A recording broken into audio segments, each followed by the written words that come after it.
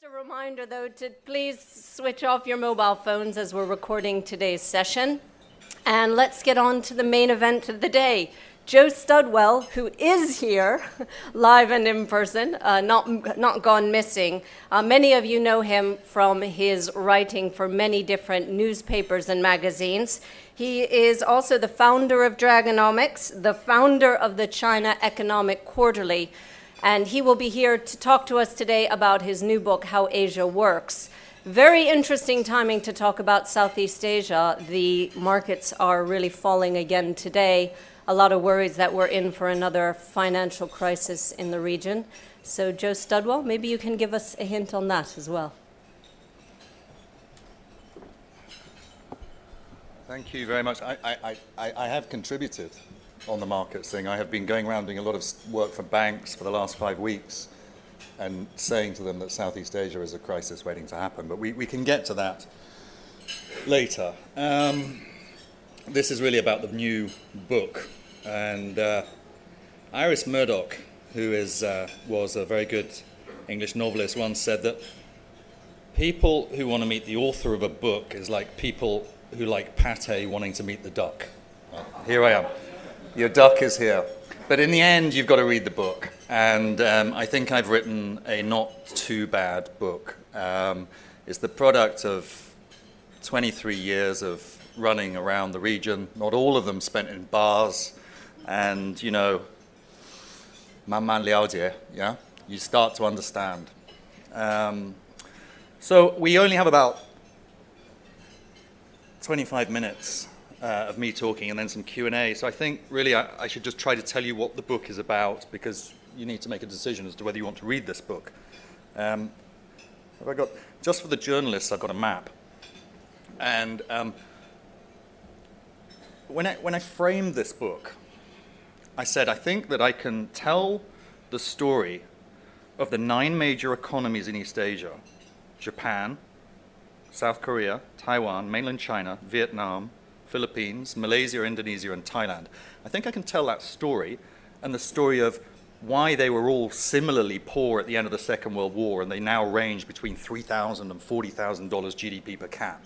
I think I can do that in 250 pages. I've done it in 240 pages, but of course there's always a scam. There are 70 pages of endnotes referencing all the academic literature, which I think supports what I'm saying. But I've managed to do it because it really comes down to 2 major structural considerations, and then a third prerequisite in terms of what you need to develop successfully, or what you won't have if you don't develop successfully. The most basic point of this book is that if you are running a developing country, you will be successful by getting the most out of your human capital, your people, when skills are low, all right? Poor countries have a lot of people, but they're not highly resourced. They're keen, they're eager, they're hungry, they want to get richer, but they don't really know what to do.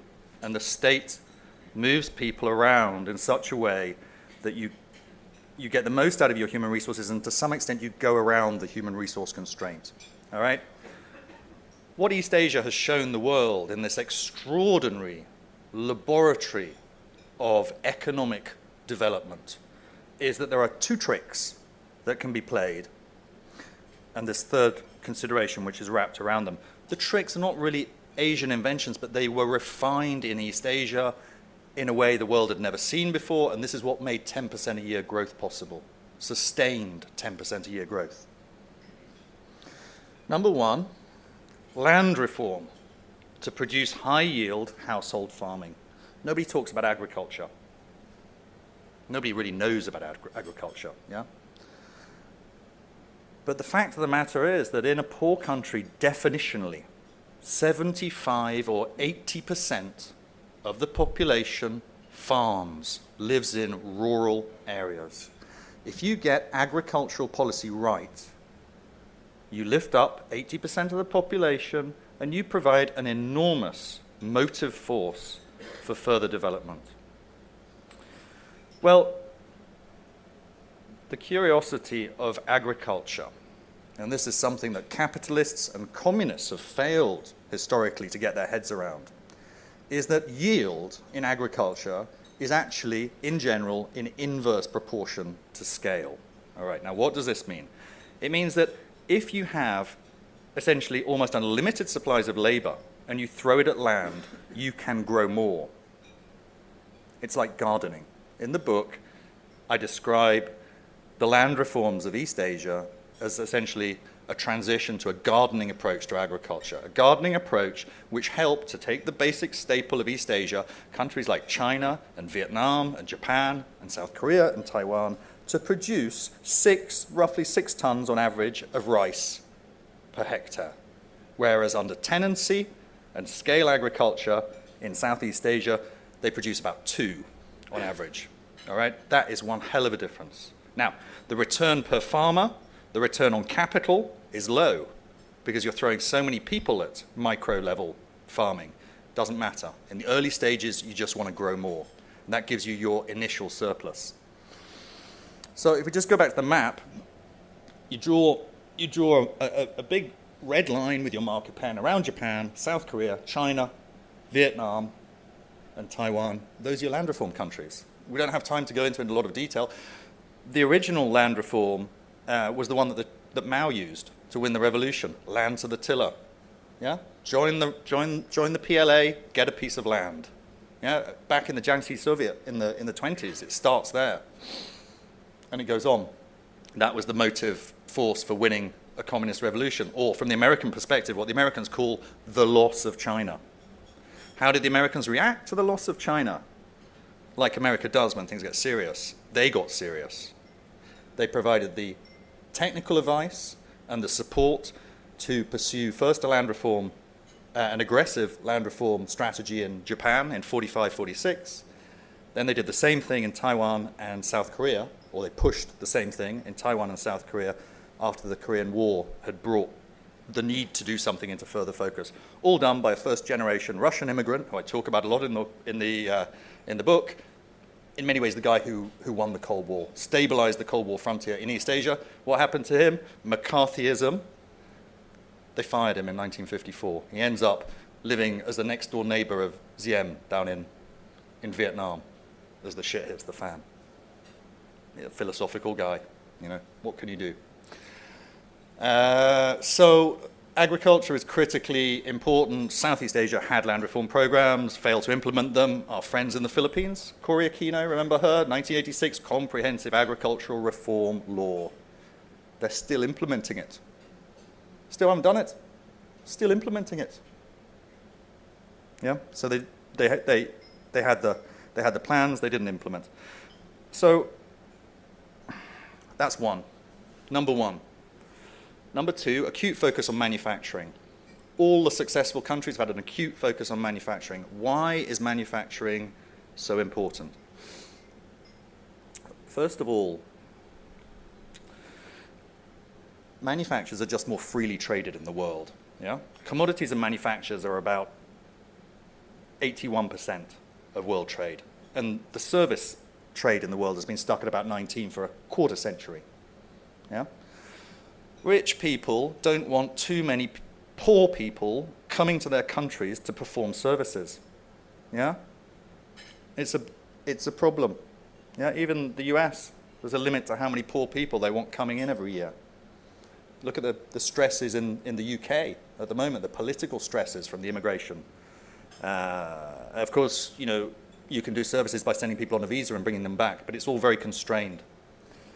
The other practical obstacle to services, of course, is that whereas with manufacturers you put them in a container, or at least you have ever since the 1960s, and send them one way, a lot of services can be done the other way by sending a product to be serviced. But if I send my car for servicing in the Middle East, I get a cheaper service bill for the car. But by the time it's gone and come back, it's uneconomic. Yeah? It's a blocker. The final thing in manufacturing that's very, very important, I think, is that it has a very nice learning curve. It's a very flat learning curve, yeah? You can take people who are just hungry to work but don't know anything into factories and make use of them. Where is greatest value added in China from the last 30 years? I would say the girls who go and work in the factories. Yeah? You read Leslie Chang's Factory Girls. They're the people who've added the most value in China in the last 30 years. What did they know when they arrived at the factory? Nothing. What did they do? They can build iPads. Yeah? That's how nicely they've learned. Services, you know, you want to develop through services. There are all these hurdles. You want to develop a software industry. You can't write software. You can't write a single line of software code until you've learned the code. Yeah? You can't take that person off the street and start adding a bit of value. Manufacturing is, you can get value out of people to the extent that people send kids to work in factories. Yeah? Not advocating it, but, you know, they do.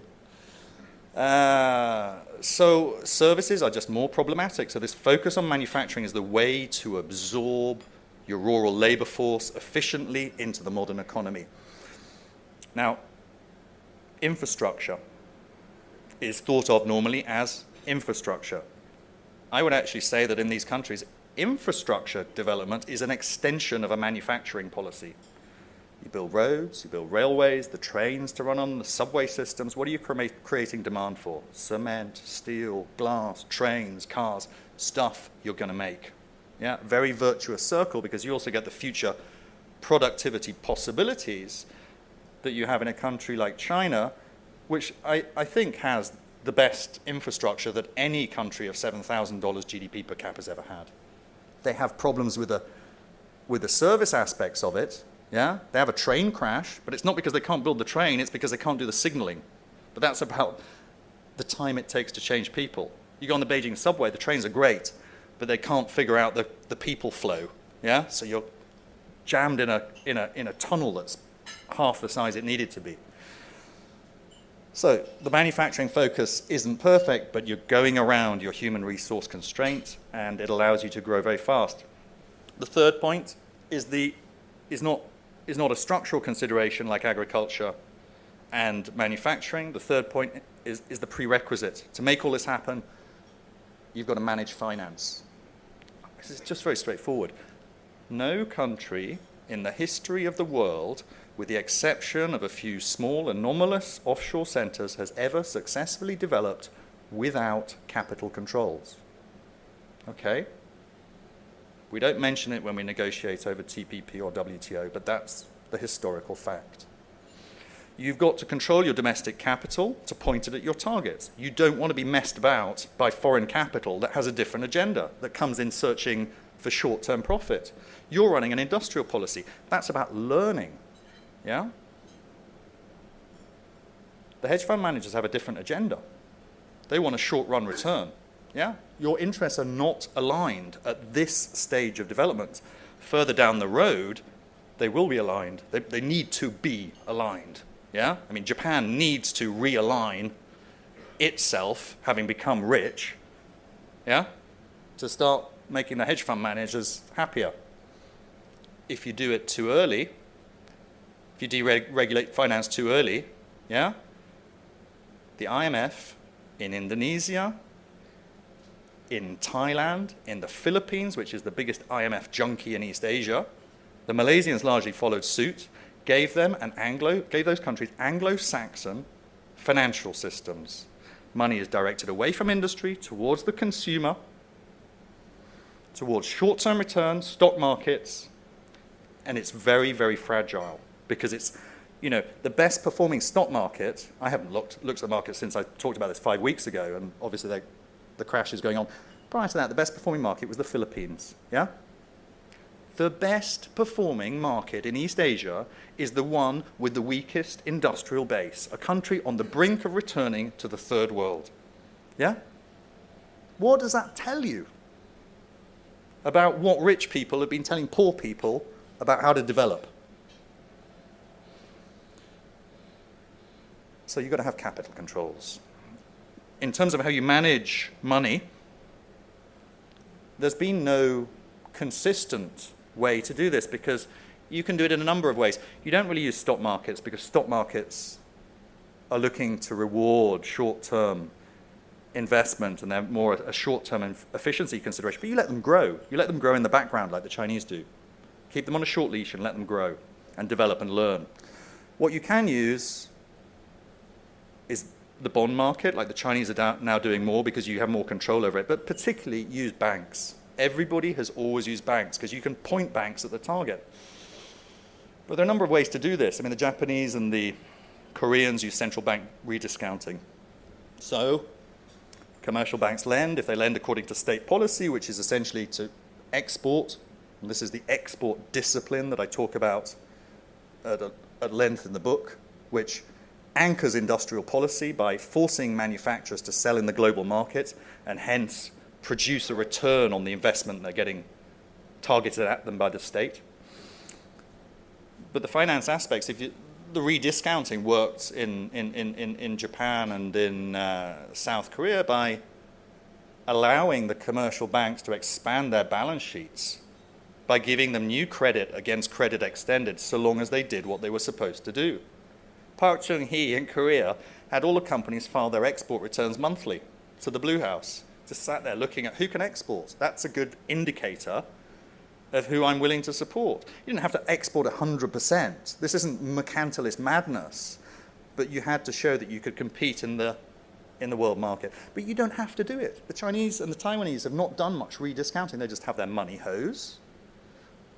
And you pointed at different things. I mean, new energy is one I talk about because I go and see these firms quite a lot. I mean, they pointed the money hose at the wind turbine guys, gigawatt scale wind farms in China. No one had done that before. Suddenly you've got 3 or 4 of the world's biggest wind turbine makers. Then they move the hose away from the wind guys at the moment. So they're all forced out into the international market, to the US, to Australia, Eastern Europe, to try and sell wind turbines in the international market. They're being tested. Then there are these solar guys who've grown up without much subsidy. I mean, at the provincial level, they get their cheap land or free land, they get cheaper electricity, they get a little bit of R&D capital, but it's not big money. But they've managed to grow to global scale with only that small amount of subsidy. But now there's the anti-dumping case, because they have grown to such scale. But the guys in Beijing look at this and they say, they're competitive. They've brought down the unit cost of solar power by an amount we just didn't think was going to be possible. That's why we backed the wind guys. So now, maybe we'll put a bit of money that way. This year, China, I mean, it's all a bit in flux at the moment, but it looks to me like China will do as much as 10 gigawatts of domestic subsidized solar installation. The entire generating base of the UK is 70 gigawatts. That's the scale that they can move at when they want to. So, there you are. I mean, I think that's the developmental story, is the 1, 2, 3, Southeast Asia. They didn't do the agriculture. They didn't do the land reform. In manufacturing, Suharto and Mahathir tried to run some industrial policy. They lacked the export discipline. So Mahathir does Proton, only one car company. It's not competing against any other companies domestically. Then he thinks, oh, we'll have another one. And he gets Perodua, and he says, well, they can do the big cars and they can do the small cars. No domestic competition, no pressure to export. They took 70% of the domestic market because of the tariffs and the protection and everything. But the export discipline wasn't there to get them close enough to the technological frontier that they could start to export this stuff. And it's a sad story, really. It's just, people will try to tell you, mainly people like the Philippine government will tell you that we're not up to it. We're racially not up to it. We're not like the Chinese or the Japanese. We can't do it. I mean, the racial self-hatred in Southeast Asia I find extraordinary. The politicians are always saying we're just not like them. But that's an excuse. It's rubbish. It's about human organization, and it's a convenient excuse for politicians because they're the ones who've thrown away all those possibilities. They're the ones who took the Philippines, which had the best educational capital in the region at the end of the Second World War, and took the country backwards, yeah? Whereas in Taiwan, which had a 45% illiteracy rate in 45, yeah, they got organized. But in order not to be too hard, you've got to remember that there's just a transmission process. And I think that what I've realized in East Asia is that what economists call demonstration effects, that's a very good term for the fact that people are like sheep, yeah? Demonstration effects have just been important. The breakout people in East Asia were the Japanese. They were the guys who wrote the Meiji Charter Oath, and the fourth point was, we will go out into the world and find out how the rich guys got rich. And they did it in the 1870s. The Prime Minister was away for 2 years, going to see Bismarck, going to the States, England, and they took all the stuff, and that's how they started before 45. They just applied themselves. The transmission from them was through Park Chung-hee in Korea, who'd been in the Japanese army, into Taiwan, which was also a Japanese colony, and then it comes into China. But mixed messages, because Sun Yat-sen had lived in Japan, but of course at the same time they get the Russian, in the 20s they started to think that communism was the solution. So they got mixed messages, and there's been some very unfortunate consequences to that. But essentially the transmission process of good development policy just broke down in Southeast Asia. And the Southeast Asian countries, by virtue of their colonial legacies, were too willing to listen to white people, basically. It's that simple, The IMF and the World Bank come around, it's like, what's on your shopping list? Ooh, microfinance, yeah? We'll micro loans so that poor people can set up stalls to sell other poor people stuff that they can't afford to buy, yeah, basically. But I don't blame the IMF and the World Bank either. Look at how the Chinese used the World Bank and the IMF.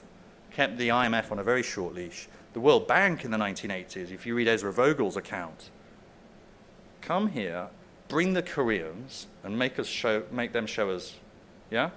And the Koreans, of course, by that time were getting rich. They were already lying, yeah? They said, oh, we think you should trade freely and let us come and do joint ventures. But the World Bank guys said that's not actually quite how we understand that it was in their early development period. So it's about taking control.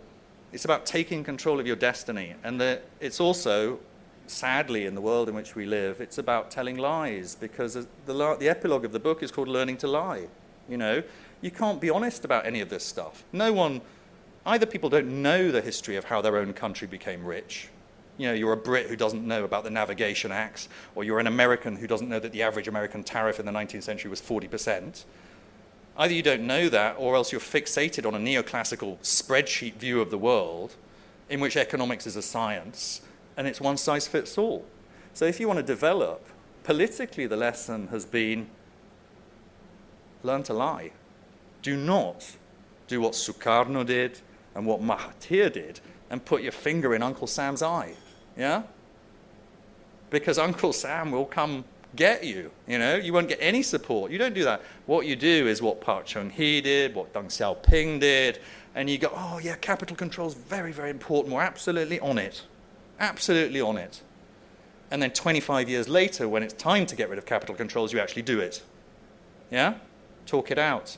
Yeah? Give the rich people face and get on with the job of running effective development policy. That's it.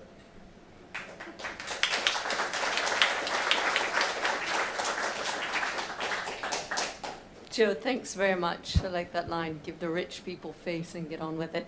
We have plenty of time for Q&A. There are microphones around the room, so please raise your hand, tell us your name and where you're from if you're with an organization. Who'd like to go first? Right here. Hi, Joe. My name's Edith Terry.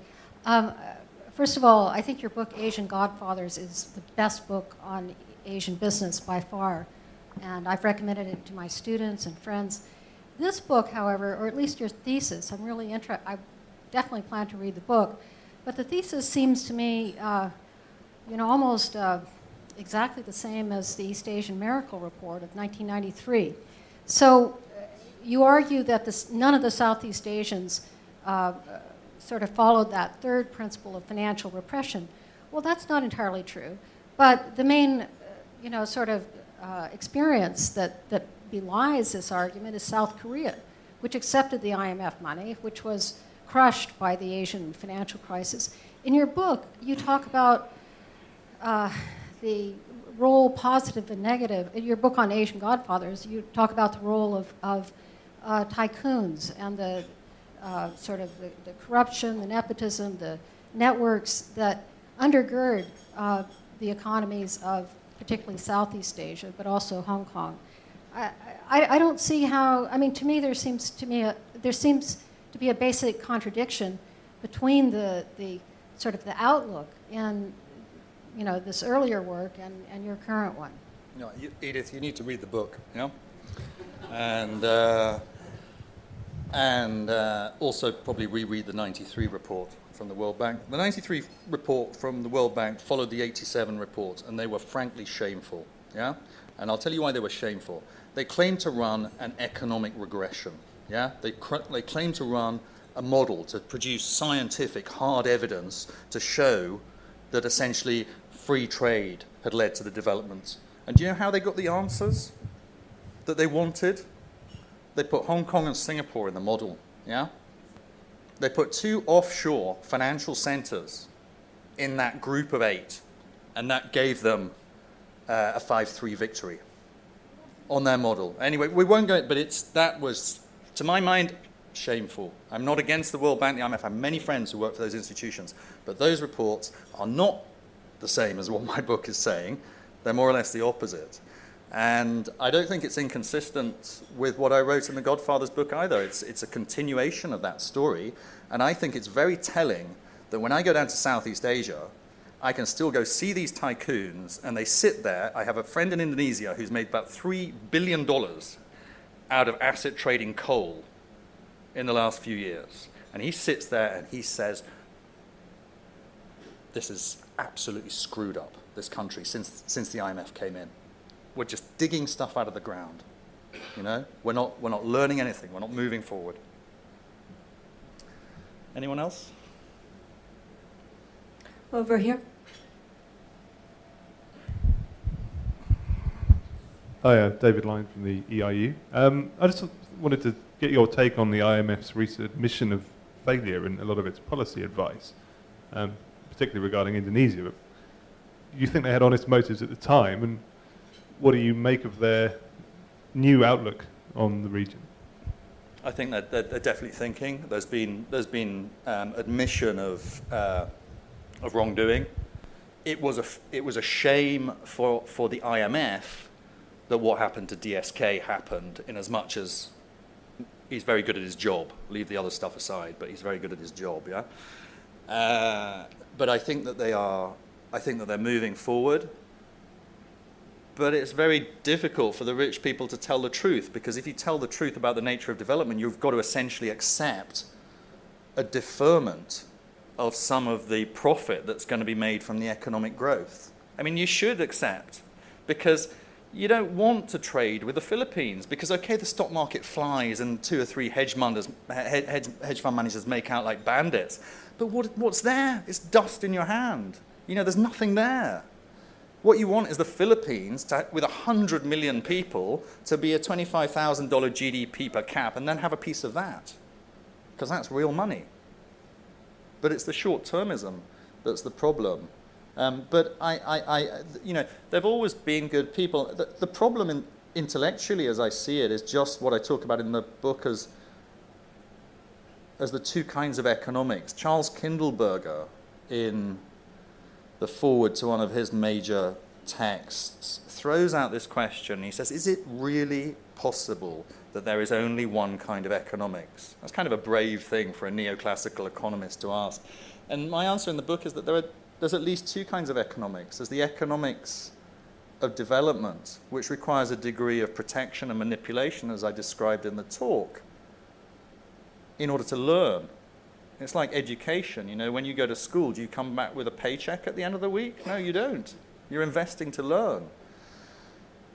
And then there's the economics of efficiency, which comes later. That's more about really making things efficient. It's not about learning. And the problem in economics has been that ever since Adam Smith came on the scene, as in my mind, and of course you can read Smith in a number of ways because he wrote a lot of stuff, but in my mind, Smith was the first great champion of the consumer and the champion of efficiency in a country where everything was a stitch-up. I mean, 18th century Britain was Walpole. Everything was a stitch-up. It was navigation acts, it was monopolies, oligopolies, and so on. But that's how Britain had got rich. And Smith was saying, the man on the street's getting screwed. What did Smith say? I can't remember verbatim, but it is almost never the case that businessmen are gathered together, but that there is some conspiracy against the public. Yeah? And, yeah? Well, Friedrich List in Germany was trying to figure out how to make Germany develop. So this argument that began, not directly because they're not quite overlapping, but this argument that began between the political economists on List's side and the neoclassicals on Smith's side, it's not even an argument, it's just talking past each other. Yeah? Because they're talking about different problems. The List people are talking about the problems of development, what I talked about today. Smith's talking about a fair deal and efficiency and division of labor, maximized. You see what I mean? A hell of a long answer to your question, I'm sorry.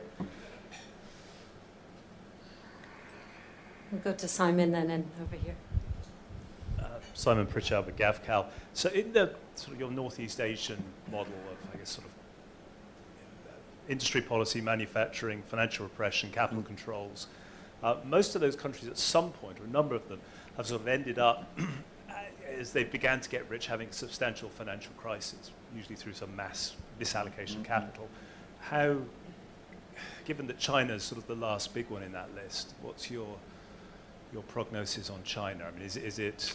Yeah, I mean, I wouldn't go as far as to say it's inevitable that they'll have a financial crisis, but I think it's pretty inevitable that they'll have an asset bubble, because everybody else has. I mean, but the Taiwanese had the biggest asset bubble when the Americans kicked down the door in 86, 87, because they pegged the currency against the US dollar from 1960 to 1980. I mean, think of the productivity gains, and you just keep the currency pegged.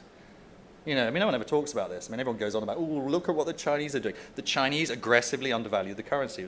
And I think it was a mistake. But, I mean, this is not new. But the Taiwanese had the biggest asset bubble of all. I mean, the market there went from 1.5 to 12 in 24 months. 1,500 to 12,000 in 24 months. But they didn't play out as a crisis in the way that it did in Korea and when the bubble burst in Japan. But the answer is I believe they will have an asset bubble, because you have to repress finance, but de-repression is no one's managed to do it successfully without the asset bubble, because the fact that you're controlling industry and controlling entrepreneurs and pointing them in the direction that development requires does not mean that the businessmen are happy. Yeah? The businessmen they're always trying to go around you, like the Japanese firms did with the Eurobond market. And you lose control. Or look at shadow banking in China, look at the curb market in Taiwan and the curb market in Korea, which I talk about. In the end, you lose this game, and the lid comes off. But how much does it matter? Well, what matters is how far have you got at the point at which you either have a crisis or a destabilizing asset bubble. If you've learned, you bounce back, like the Koreans bounce back so quickly. And I would make one other point about Korea, which I talk about in the book, and I think it's very interesting. And I disagree here. I have an ongoing disagreement with Ha-Jun Chang on this, the Korean economist who's a fantastic writer and a fantastic economist. I mean, he thinks that the IMF going into Korea after 97 was bad and that it'll end in tears, or at least he wrote a number of papers to this effect after the crisis. And I suspect the IMF may have actually got their timing pretty much right. Yeah, they went in, they changed company law, they forced the privatization of some of the banks and so on and so forth. Korea's sort of come up smiling. I mean, they do have a lot of consumer debt. They've moved to that Anglo-Saxon type of structure, but people are pretty happy. The consumer's being rewarded. It's all Gangnam style up there, It's,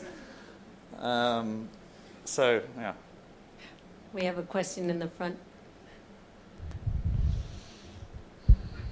Hi, I'm Jeannie Cho Lee, a freelance writer based in Hong Kong. We're talking a lot about the different economies, but I wanted to ask you more about the political regime behind the different economies you mentioned.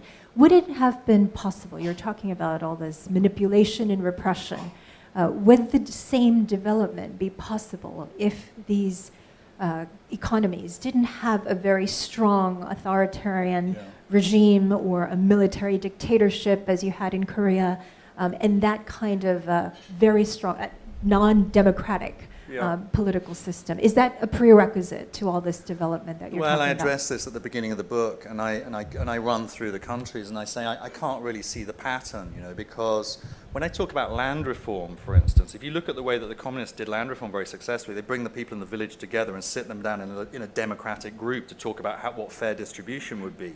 And that's how it worked in Japan, and that's how it worked in Taiwan, and it was a bit less like that in Korea, and the land reform was slightly less good. So they used a democratic mechanism to make the land reform, to get the information. In Southeast Asia, they when they try to do land reform programs, and even now they send bureaucrats down, and the landowners just pay them off. You see what I mean? It's a democratic mechanism to get the information that you require. But on the other hand, Park, what a great guy. He comes to power in 1961, and the first thing he does is he locks up all the businessmen. He put the tycoons in jail. How cool is that? And he just let them sit there for a few weeks, and then they come out, and he says, "Oh, we're going to have a proper developmental strategy now. First thing is, I think we need to renationalize the banks because I need control of capital. What do you think?" We agree. Yeah? And, so Park did some bad stuff for which his daughter is now attempting to sort of frame an apology. And it's real, it's human, that suffering, yeah? But he did a tremendous amount for Korea, and he was also less repressive than Chun Do-hwan, who did much less for Korea. He was more repressive and did less for the country. The Kwangju massacre was on his watch, yeah? He's still sitting up there in his big house, yeah? So anyway, I think the book answers your question, but it's not the critical variable. Just a quick one for me. I've got to take a question from Bowring. You can't not take a question from Bowring. Philip? Philip? He didn't even raise his hand. Was that He planned? did. He just goes like this. He's like bidding in an auction. 550. Philip Bowring, columnist. A bit puzzled by your scorn for Southeast Asia overall, because yes, the Philippines I understand, but if you look over the last 30, 40, 50 years, the performance of Thailand has been at least as good as that of the People's Republic of China in terms of the growth of economic welfare in the context of a great deal of social freedom which did not exist in the People's Republic. So I'd like some explanation for that. Secondly, I would wonder about your thesis about capital controls and import substitution and manufacturing is everything. When you look at the efforts that were made over a number of years, particularly in the 1960s onwards, in Argentina and Brazil, with absolutely catastrophic consequences, which make Southeast Asia look an amazing success story. Okay. So, it's a good nuanced point with Thailand against China, but let's stand back and look. So Thailand's about $5,000 GDP per cap. China's about 7 now, yeah? But the Chinese, have been running sensible policy since 1978, whereas the Thais have been going at this since the end of the Second World War, yeah? So the Chinese growth performance is considerably superior. But you're right, the Thais have had more freedom, yeah? But not always that much. And the poverty in Thailand is mesmerizing, is absolutely mesmerizing. And it's born of the failure to get agricultural policy right, and it's produced the Thai Communist Party in the north, it's produced the Muslim insurgency in the south, and the elite in Bangkok, they just don't care. They just don't care. So, you're making a nuanced point, and yeah. Well, okay. I'm not gonna. And to blame, the Thai on the Muslim, insurgency in the south. It's so wide of reality. If there'd been a Thailand reform, and Thailand was producing 6 tons of rice per hectare instead of 2, which is perfectly capable of doing, I do not believe that there would be the poverty and the unhappiness that breeds terrorist insurgency. What about in Tibet, then? What? We have to talk this out later. You can't make generalizations like that. I think that I can, because every single Southeast Asian nation has had terrorist insurgency born of rural poverty. Where did the hook come from? Where did the MPA come from? Yeah, even the Malaysian insurgency put down by the Brits was rooted in rural poverty. The Thai I mentioned, and in Indonesia. I mean, I think that the failure of land reform has a lot to answer for, but I'm very willing to talk at length about this, Philip. And what was there? There was a second question. What was the second question? South America. South America. So yeah, that I think I feel sort of confident. What went wrong in Latin America was that there wasn't this export discipline. Yeah, the tariffs and the protection were there, but the firms were just selling domestically, so the product quality never got to a global level. This is what essentially the Germans realized in the late 19th century, was that if you target your subsidy at exporters, then you become, this is how firms like Siemens and AEG grew in the 19th century. This is what the Japanese did by disciplining the subsidy process through forcing exports and making people produce stuff that's globally competitive. And the Latin Americans didn't do that, and that's why their industrial policy didn't produce such good results. But it didn't fail to produce any results. I mean, we've still got Embraer, yeah? Embraer is fundamentally but I can't give you many more examples because Embraer is not the beginning, the middle, and the end, but it's a large part of what actually worked. But I think Latin America's comparable. But I mean, what I've said to people so far is one thing, and I'll argue with you at length about Thailand, but one thing I've said in doing this book is that what terrifies me about development economists is that they pretend to be development economists for 185 countries. Who can, I'm already nervous arguing with you about Thailand, yeah? The other guys think that they can tell us about 185 countries. So anyway. We'll leave it on that debating note and let you all take it up at 2 o'clock. Joe Studwell, thanks very much for joining us. And just to let you know, I think Joe will be signing a few of his books for a short while after this, if you'd like to buy some and have him sign them. Joe, thank you very much.